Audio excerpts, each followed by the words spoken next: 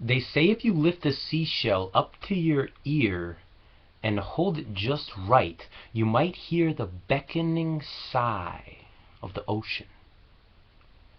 The entire expanse and unfathomable fathoms of the greatest water body in our universe echoing out from the discarded dwelling of some seemingly insignificant invertebrate, like a child murmuring into a tin can.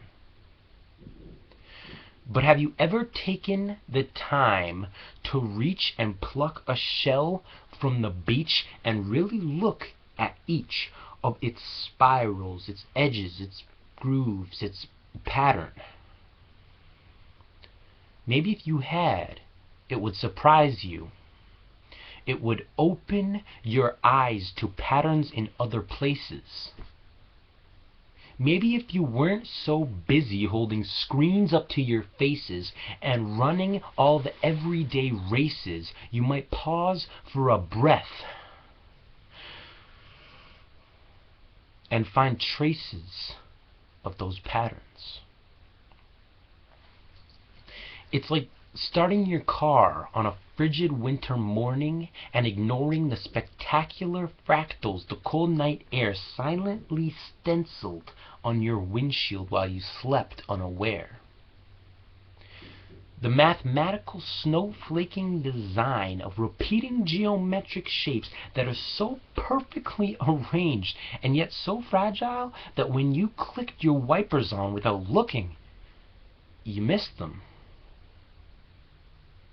But I've seen the fractals on a pane of frosty glass, and the petite patterns on the petals of petunias, and the sequin scales on a sea snake, and the camouflage coat of colors on a chameleon, and the drifting diagrams depicted in the desert's dunes, and the elegant curve of her neck, bespeckled with freckles, just so.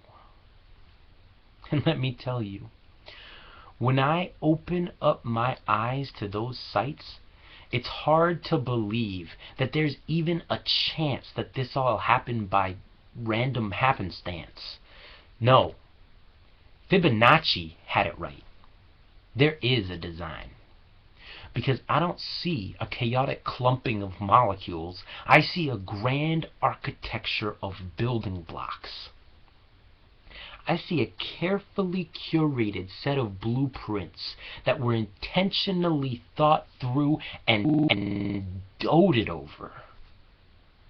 And you see, if there's a design, then there must be a designer. So I guess now, all that I'm trying to find is the reason why we became so blind to God's design that we can't see He signed His name in every tree down to each leaf's vein, or in the veins in your arms that flow life from your heart. The question that I just can't get out of my mind is how we could find a seashell on the sand, hold it to our ear, and not understand it's not the ocean we hear, but the reassuring whisper of a loving engineer.